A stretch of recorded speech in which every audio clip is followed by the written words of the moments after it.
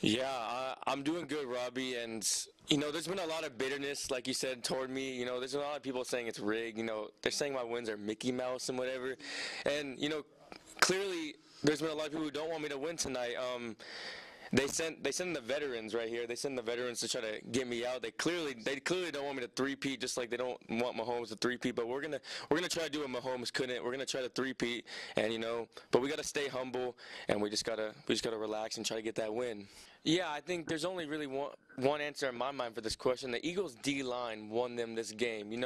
They had 6 sacks. They held the Chiefs to 49 rushing yards. I mean, the Chiefs had to abandon the run game so early in like even the first quarter, and they just kept getting three and out, three and out, three and out. Like maybe get a one first down here and there, and it just like they kept having to punt the ball. Eagles had great field position. They kept scoring points off of that great field position. Obviously, the pressure caused a little couple picks, unforced picks from Mahomes, and he was running for his life the whole game basically, and you know that also the Eagles had 37 minutes time of possession.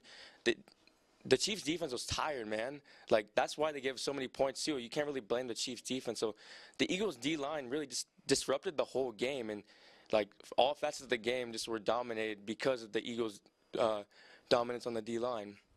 Yeah, I mean, I totally agree with both what Ike and Ryan said. The physicality, Texas is struggling, man. Like, Caden Shedrick is getting bullied down there. Zarek Onyema, he's not that big of a dude playing center sometimes. So, yeah, the physicality is a problem. I look towards the lack of creativity, the lack of consistency in the offense. This team, you see a lot of ISO ball, you see a lot of that. It's just so inconsistent. This team has too many shooters that have that much, just like little movement, just players standing around. You got Trey Johnson just posting up, shooting fadeaways. He's making them, but like it's just not good offense. There's no flow. This offense they rank 226 in the country in assists per game. Like, no, there's no passing at all. There's just a bunch of guys going out there playing for themselves on offense. So I look at that and I'm just like, it's just iso ball and chill, to be honest. It looks like we're playing pickup basketball, honestly. So that's what I look at. That's why Texas is struggling this year. Just no consistency on offense. Yeah, I agree with everything Ryan said. I'm still gonna go with South Carolina though. To be honest, South Carolina still has more money in the bank to me. They had the 57 game conference winning streak.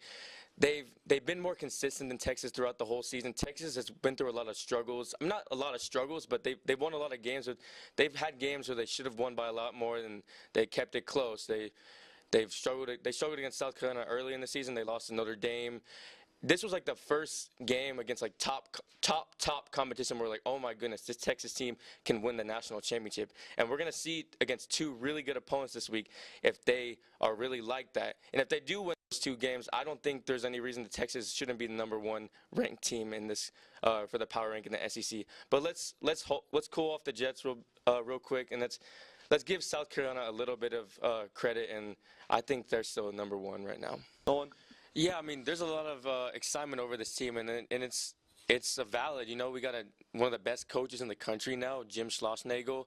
Um, you got a lot of returners, but you also got a lot of new guys coming in. I think, especially rebuilding the pitching staff, it's gonna take some time for these guys to gel. It's gonna take some time for for them to fully settle in. I don't know if the start of the season is going to be exactly what Texas wants, but I think this team is very talented, and just like I'm going to be really interested to see like what the pitching staff is going to look like what Ike was talking about, and I think it might take a little bit of time of rebuilding. Max Weiner, I don't know if it's Max Weiner, Max Weiner.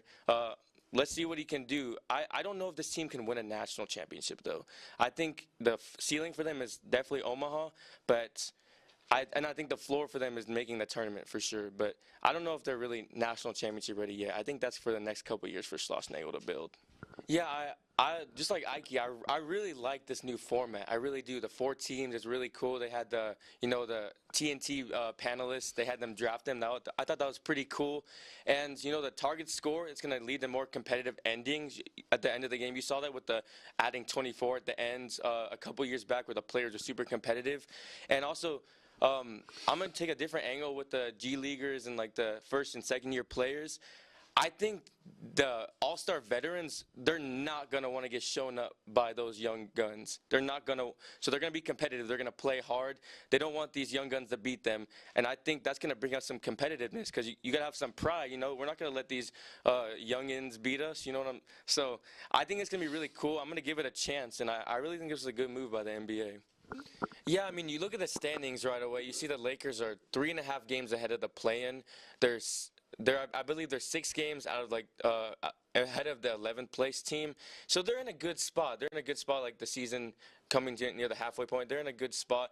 I am worried about their defense. The Mark Williams trade getting rescinded kind of makes me worry about their center situation. Jackson Hayes. They just signed Alex Len. I don't know if that's going to be good enough. But at the end of the day, they have Luka and LeBron. That's enough said already. They got 2 of the greatest offensive talents we've ever seen in this sport, and they're just going to carry this offense night in and night out. They're going to be able to set up so many open shooters. They're just going to be able to carve up defenses, and it's going to be fun to watch, to be honest. So I think they're going to really hold this team down. They're going to carry this team into the playoffs. And honestly, as we get into the playoffs, I wouldn't bet against LeBron and Luka, man. 2 of the greatest playoff performers we've ever seen. So I don't think the Lakers will have any problem getting into the playoffs. Yeah, so I'm wearing a Ferrari shirt. This is actually a perfect question for me. I'm gonna join F1. I'm doing Formula 1, man. I have reaction time. I've been a goalie before. I have good reaction time. You need that for F1. The super fast, tight corners. I like myself in F1. I think that's the best shot I have, and I honestly think with training I could do it, man. I really do. One of the most famous dunks of all time, the free throw line dunk. How about we add a little bit more to it? You do a little spin. You jump on the free throw line, you do a little spin all around, and you dunk it. Free throw from the free throw line, that would be incredible.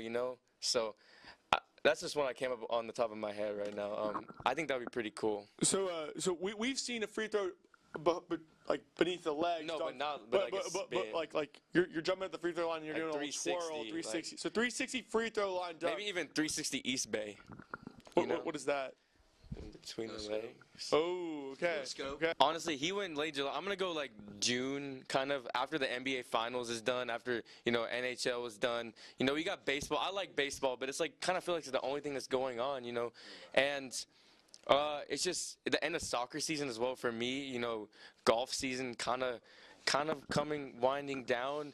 It's just like, and then football season's coming up. You're just like, when is football gonna finally start? And it's just like, there's really only MLB going on. There's golf a little bit. It's just like, dude, I need some more sports. So I think kind of June area. I think that's kind of like the slowest sports summer. Like, please, football, come back.